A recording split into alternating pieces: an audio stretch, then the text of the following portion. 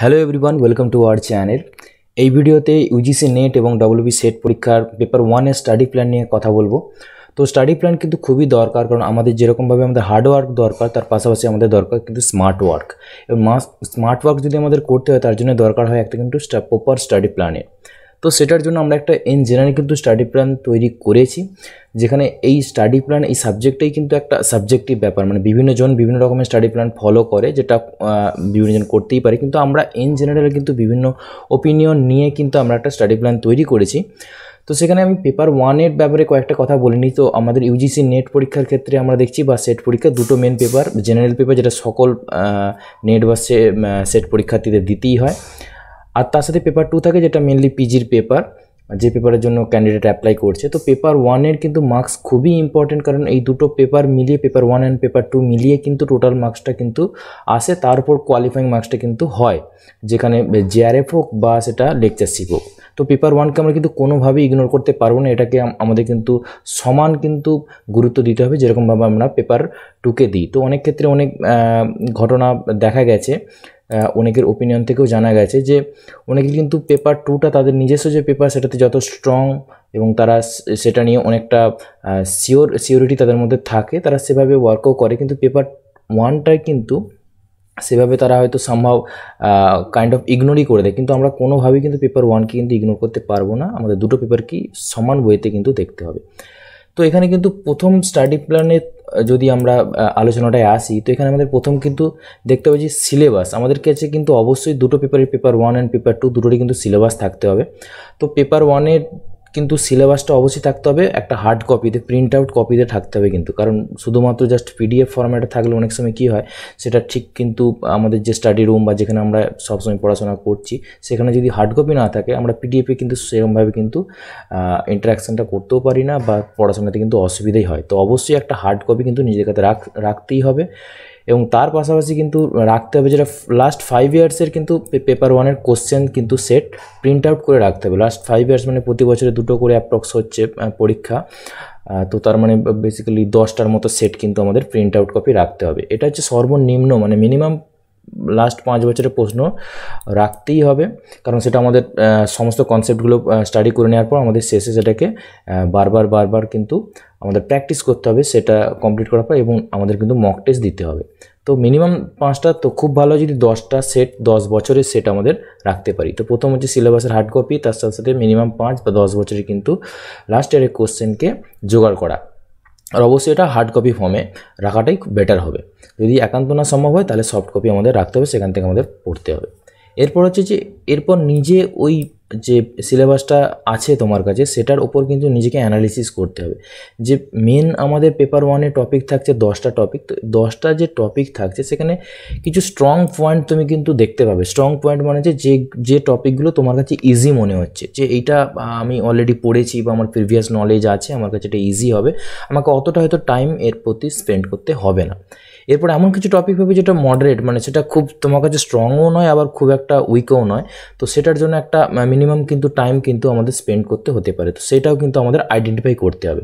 তার পাশাপাশি আমাদের উইক টপিকসগুলোকেও আইডেন্টিফাই করতে হবে, যেটার জন্য অনেকটা পরিশ্রম, খাটুনি বা টাইম কিন্তু আমাদের দিতে হবে, অনেক স্টাডি আমাদের করতে হতে পারে। তো প্রথমেই আমাদের সিলেবাসে যে 10টা টপিক, তার 3টে ক্যাটাগরিতে আমরা ভাগ করে নেবো। একটা হচ্ছে স্ট্রং ক্যাটাগরি, যেটা খুব ইজি হবে তোমার জন্য, এটা মডারেট ক্যাটাগরি, যেটা হয়তো খুব একটা টাইম লাগবে না কিন্তু তোমাকে ফোকাস করতে হবে, যেটা উইক।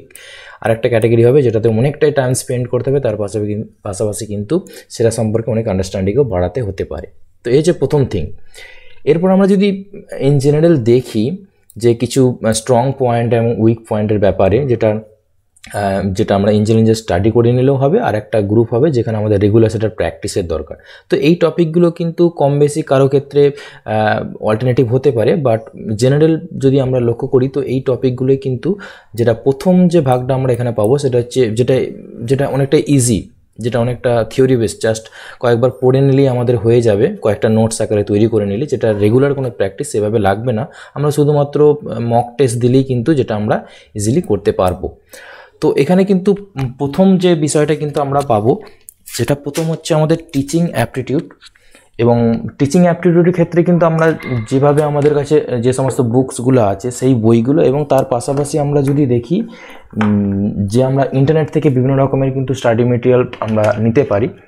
তো এইগুলোর থ্রুতে কী হবে, আমাদের কাছে অনেকটাই ইজি হবে কিন্তু এই টিচিং অ্যাপটিটিউড ব্যাপারে কিন্তু পড়াশোনা করতে। তো টিচিং অ্যাপটিটিউডকে আমরা ইজি টপিকের মধ্যেই কিন্তু রাখছি এবং রিসার্চ অ্যাপটিটিউড সিমিলারলি আমরা একইভাবে কিন্তু রিসার্চেরও জাস্ট আমাদের তো অলরেডি পিজিতে আমরা রিসার্চ রিলেটেড অনেক পড়াশোনা অলরেডি করেছি, সেটা যে সাবজেক্টের ব্যাকগ্রাউন্ডই হোক না কেন, কারণ রিসার্চের আমাদের পিজিতে অনেক ক্ষেত্রে ডিজার্টেশনের প্রজেক্ট করা হোক বা রিসার্চের কিছু ফান্ডামেন্টাল কাজ থাক বা সিলেবাসে ইনক্লুডেড থাক, এরকম আমরা অনেক সময় পেয়ে থাকি। তো রিসার্চটাও আমরা কিন্তু ইজি টপিকের মধ্যে, যেটা আমাদের খুব একটা টাইম স্পেন্ড করতে হবে না, আমরা ইজিলি এর কনসেপ্ট ক্লিয়ার করতে পারবো। এবং কমিউনিকেশান বা আইসিটি এই জায়গাগুলোও কিন্তু একই রকমভাবে আমাদের কনসেপ্ট ক্লিয়ার করে নিলেই কিন্তু আমরা কিন্তু ইজিলি প্রবলেমগুলো সলভ করতে পারবো পরীক্ষার সময়। এর পাশাপাশি কিন্তু যেটা আমাদের এনভায়রনমেন্টাল যে টপিকটা আছে, পিপল অ্যান্ড এনভায়রনমেন্ট, সেখানেও কিন্তু আমরা একটু টাইম আমাদের দিতে হবে, যেখানে আমাদের একটু আপডেটেড নলেজ রাখতে হবে যে নতুন কোন ধরনের ইনোভেটিভ পলিসিস আসছে বা কিছু ডেটস বা নতুন কিছু আইডিয়াস যেগুলো আসছে, যেগুলো ইমপ্লিমেন্ট হয়েছে, যেগুলো পজিটিভ নেগেটিভ দিক, সমস্ত ব্যাপারে কিন্তু একটু আপডেটেড নলেজ রাখতে হবে। তো এইখানের এই টপিকগুলো কিন্তু ইজি টপিক, যেটা আমাদের শুধুমাত্র কয়েকবার পড়ে নিলেই, কনসেপ্টটা ক্লিয়ার করে নিলেই আমরা অ্যান্সার করতে পারবো, যেখানে শুধুমাত্র আমাদের আপডেটেড নলেজ লাগবে এনভায়রনমেন্টে।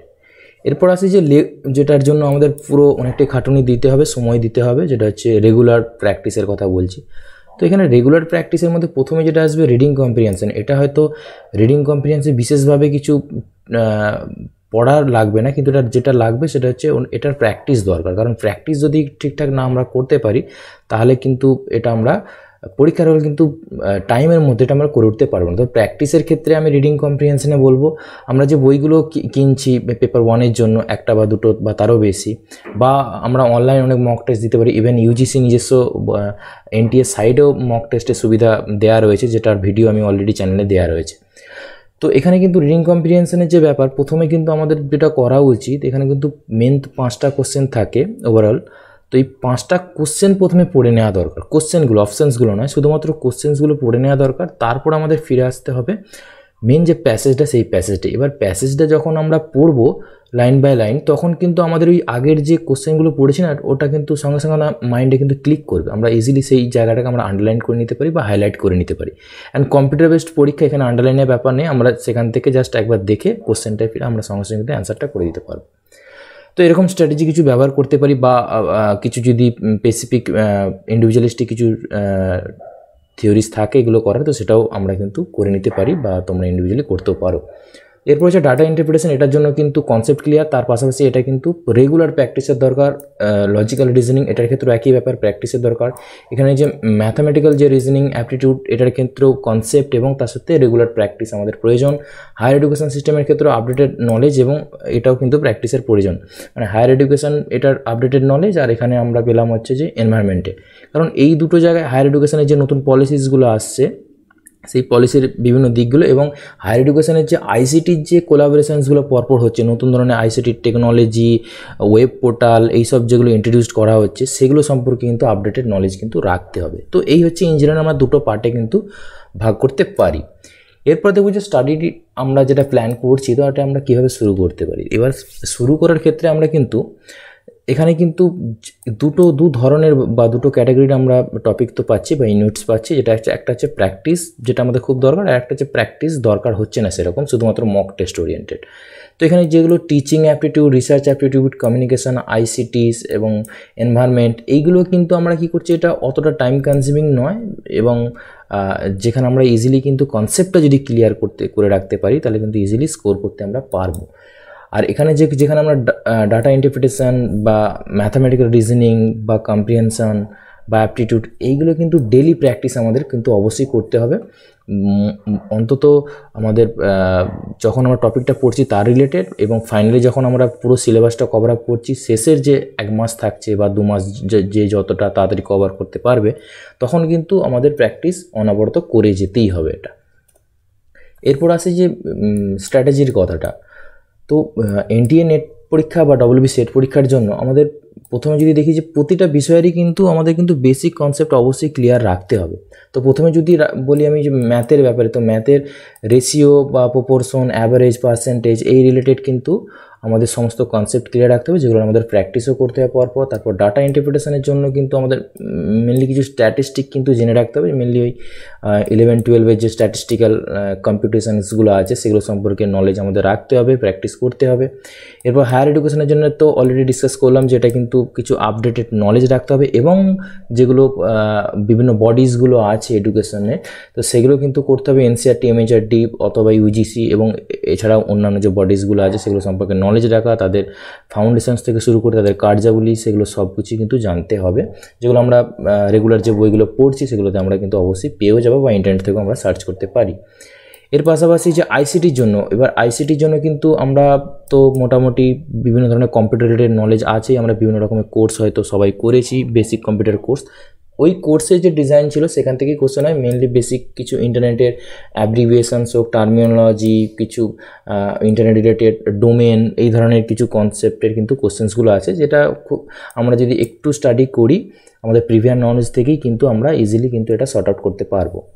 এরপর আমি আসি যে টিচিং অ্যাপটিটিউড। তো টিচিং অ্যাপটিটিউড, এখানে কিন্তু টিচিং অ্যাপটিটিউডটা আমরা আমাদের কমন সেন্স থেকেই কিন্তু উত্তর দিতে পারি, আমাদের ফান্ডামেন্টাল যে কনসেপ্টটা ক্লিয়ার করার পর, যেখানে আমরা টিচিং, ক্লাসরুম টিচিং এবং স্টুডেন্টদের ক্যারেক্টারিস্টিক এইগুলো থেকেই কিন্তু মেনলি আমাদের যদি decision making and teaching related স্কিলসের আইডিয়াসগুলো থাকে, তাহলে আমরা কিন্তু ইজিলি এটা কিন্তু উত্তর দিতে পারবো, কোশ্চেন্সগুলো কোনোটাই কিন্তু স্কিপ হবে না আমাদের।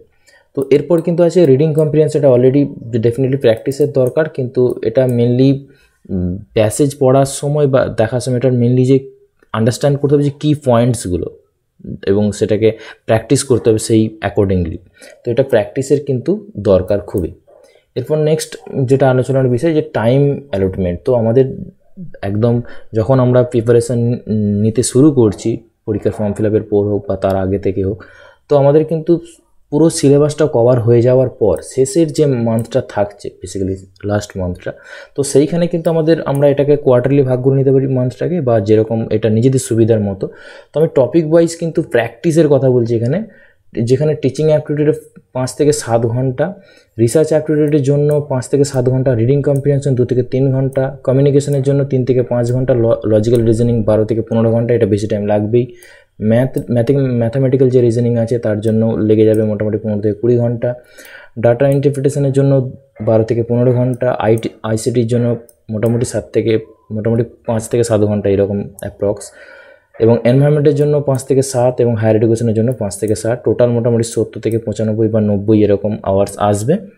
এবার এই ঘন্টাটা নিজের স্টাডি প্ল্যানে অ্যাকর্ডিং কিন্তু অ্যাডজাস্ট করতে হবে, দিয়ে সেটা যখন যদি শেষ হয়ে যাচ্ছে তো সেটাকে আমি আবার সিমিলারলি রিপিট করব। কিন্তু সেটা এবার মাসে যদি 15 দিন অন্তর করা গেল বা 10 দিন অন্তর করা গেল, যেভাবে অ্যারেঞ্জ করতে পারবে সেভাবে এটাকে সেট আপ করে নেবে। তো ফাইনালি একটা জাস্ট রুলসের কথা বলি, এটা জাস্ট কিছুই না যে আমরা টোটাল সিলেবাস সম্পর্কে স্টাডি করলাম, সমস্ত কনসেপ্ট ক্লিয়ার করলাম, প্র্যাকটিসও ইভেন করলাম। এবার আমাদের কি করতে হবে, প্র্যাকটিসটা থামিয়ে দিলে হবে না, প্র্যাকটিসটা আমাদের কিন্তু প্রতিনিয়ত করেই যেতে হবে। যেহেতু আমরা বললাম যে লাস্ট 10 ইয়ার্সের কোশ্চেনগুলো তো অলরেডি সলভ করতেই হবে আমাদের, অ্যাটলিস্ট 5 ইয়ার্সের কোশ্চেন, মানে 5 ইয়ার্স মানে 10টা সেট। এবার সেখান থেকে আমরা আইডিয়া পাবোই। তো এখানে আমাদের একটা সাকসেস রুলস যদি বলি, তো প্রথমে কিন্তু আমাদের এই যে প্র্যাকটিসটা, তার জন্য কিন্তু আমাদের রেডি হতে হবে, মেন্টালি এবং ফিজিক্যালি রেডি হতে হবে। রেডি হওয়ার পর আমাদের ফোকাসড থাকতে হবে, এটার কোনোভাবে যেন ডাইভার্ট না হয়ে যায়, সেই সময় ফোন ইউজড বা সোশ্যাল মিডিয়া কোনোভাবে এইসব দিকে যেন ডাইভার্ট না হয়ে যায়। 100% কনসেন্ট্রেশনের মধ্যে দিয়ে কিন্তু আমাদের টেস্ট পারফর্ম করতে হবে, এবং টাইম মেনটেন করে কিন্তু, এবং এখানে অ্যানালিসিস করতে হবে যে আমি কত টাইমের মধ্যে সেটা করতে পারছি, কোন জায়গাটা আমি ইজিলি বেশি স্কোর করছি, কোনটা স্কোর করতে পারছি না, যে জায়গাটা স্কোর করতে পারছি না সেটাকে আরও স্টাডি করা, কনসেপ্ট ক্লিয়ার করা, প্র্যাকটিস করা, দিয়ে সেটাকে অ্যানালাইসিস করার পর এই সেম থিংটাই আবার রিভাইজড করা, যেখানে আবার মেন্টালি ফিজিক্যালি ফিট হয়ে আবার কিন্তু অ্যাটেনশান দিয়ে ফোকাসড হয়ে কিন্তু টেস্ট দিতে হবে, অ্যানালিসিস করতে হবে। এটা কিন্তু পরীক্ষার আগের দিন পর্যন্ত এই সার্কেলটাকে পারফর্ম করে যেতে হবে। যদি আমরা এটা ডিসিপ্লিনের সাথে ফোকাসড ডেডিকেশনের সাথে করতে পারি, তো আমি আশা রাখি এবং এটা আমি কনফিডেন্সের সাথেই বলতে পারি যে নেট কিন্তু অবশ্যই সকলের ক্লিয়ার হবে। তো এই ছিল সম্পূর্ণ ভিডিওটা স্টাডি প্ল্যানের ব্যাপারে। পেপার 1 স্পেসিফিক্যালি আমরা পেপার 1কে কোনোভাবেই ইগনোর করতে পারবো না, এটা আমাদের টোটাল মার্কসের ক্ষেত্রে অনেকটা কন্ট্রিবিউট করে। পেপার 1 যদি অনেক বেশি স্কোর করতে পারি তবেই কিন্তু আমরা পেপার 2 এর সাথে যে করে এলএস বা আমরা কিন্তু জেআরএফ কিন্তু ক্লিয়ার করতে পারবো। So thanks for watching this video and subscribe this channel for more such content and share this video with your friends. So all the best and thank you so much.